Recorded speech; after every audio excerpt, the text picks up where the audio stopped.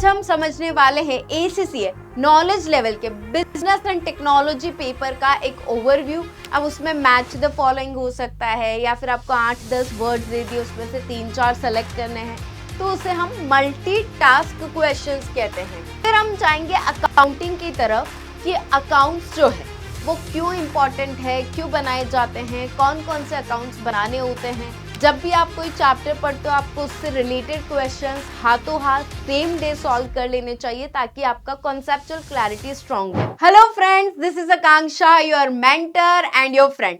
आज हम समझने वाले हैं ACCA नॉलेज लेवल के बिजनेस एंड टेक्नोलॉजी पेपर का एक ओवरव्यू कि बीटी सब्जेक्ट क्या है, इसका कंटेंट क्या है, कितना समय देना चाहिए और कब हमें एग्जाम देना चाहिए।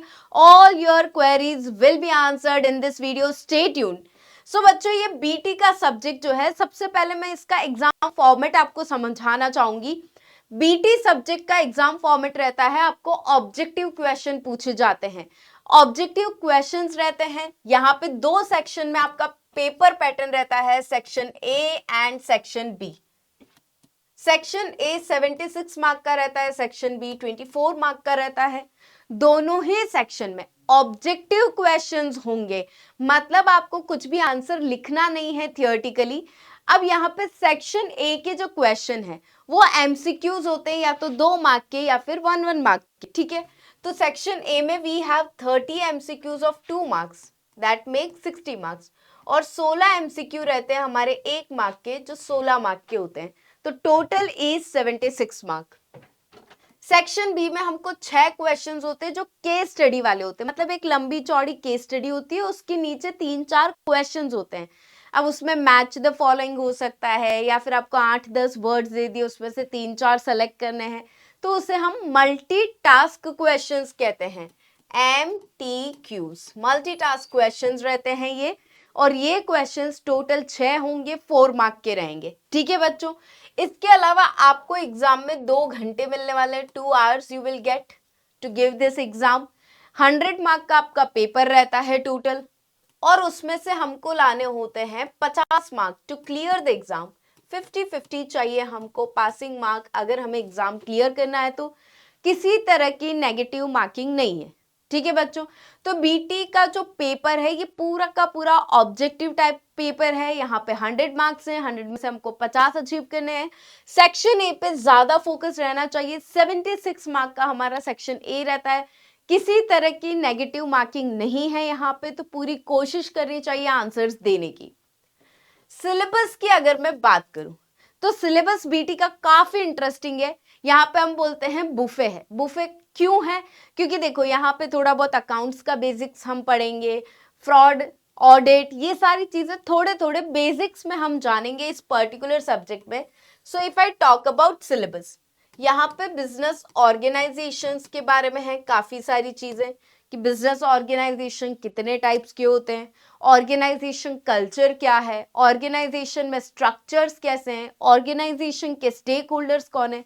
तो बिजनेस ऑर्गेनाइजेशन एक वास्ट एरिया है जिसकी काफी सारी डिटेल्स यहाँ पे हमें देखने को मिलेगी।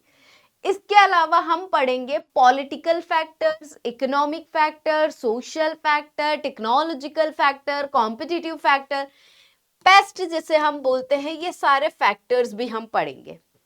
फिर हम जाएंगे अकाउंटिंग की तरफ कि अकाउंट्स जो है वो क्यों इंपॉर्टेंट है, क्यों बनाए जाते हैं, कौन कौन से अकाउंट्स बनाने होते हैं, अकाउंटिंग स्टैंडर्ड्स कैसे डेवलप होते हैं, ऑर्गेनाइजेशंस कैसे अकाउंटिंग को रेगुलेट करती हैं, all this things. So accounting and finance वाला एक पोर्शन है हमारा, ठीक है बच्चों।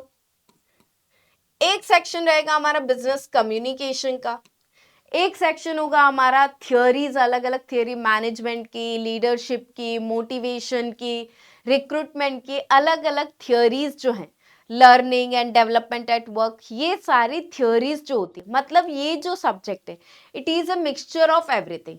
सारी चीजें हैं बट बेसिक लेवल पे है, बहुत ज्यादा टेक्निकल नहीं है I would say, but yes syllabus is vast.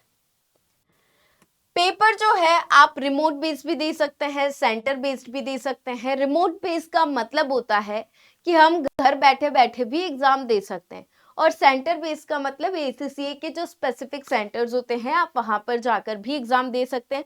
दोनों के अपने अपने प्रोज एंड कॉन्स है, इसके रिलेटेड वीडियोस आपको हमारे चैनल पे मिल जाएगी।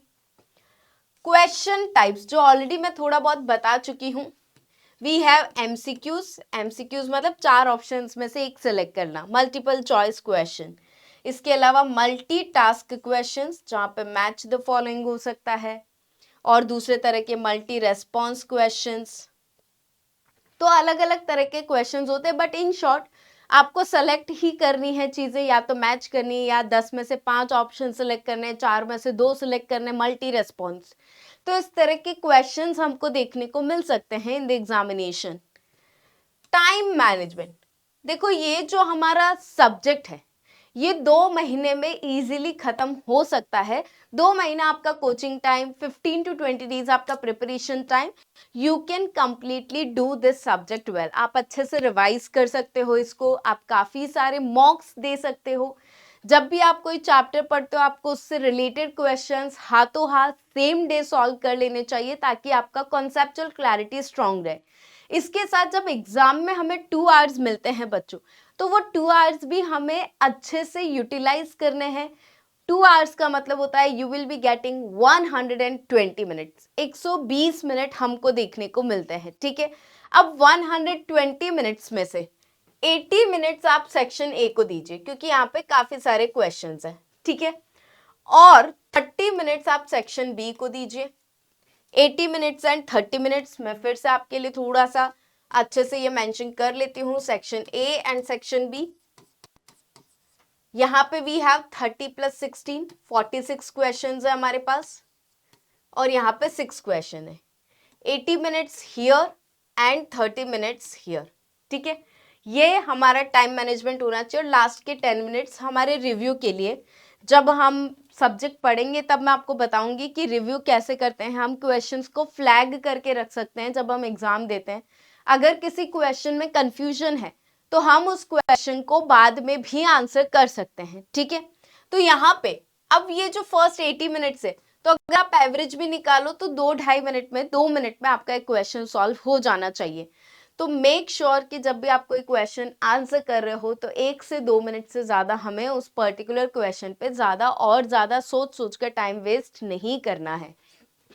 यहाँ पे आप देखेंगे केस स्टडी वाले क्वेश्चन में, तो you will be getting 5 minutes for 1 question. एक क्वेश्चन करने के लिए 5 मिनट है हमारे पास, और उतने ही समय में हमारा जो है प्रॉपर क्वेश्चन सॉल्व हो जाना चाहिए। अगर वो नहीं हो रहा है तो we should be shifting to the next question, ताकि ऐसा ना हो कि एक के पीछे पड़े रहते हुए हम वो क्वेश्चंस अटेंड ना कर पाए जो हमें अच्छे से आते हो, ठीक है बच्चों। अब ये वाला कॉन्फिडेंस कैसे डेवलप होगा, जब हम मॉक टेस्ट देंगे। जब आप सब्जेक्ट के मॉक टेस्ट देते हैं और 2 आवर्स के अंडर अंडर पेपर कंप्लीट कर देते हैं, then you will be very confident कि हाँ हम एग्जाम में अच्छे से प्रिपेयर करके एग्जाम दे पाएंगे। तो ये था बच्चों आपका BT subject. Are you all ready to start this paper? ये है आपका नॉलेज लेवल का बिजनेस एंड टेक्नोलॉजी पेपर का overview. I hope this video helps you to understand कि इस सब्जेक्ट में क्या है, पेपर कैसे आता है, कितना टाइम हमें स्पेंड करना है और किस डायरेक्शन में हमें जाना है। और ऐसी ही वीडियोस हम आपके लिए लाते रहेंगे। Stay tuned my dear friends. Thank you so much.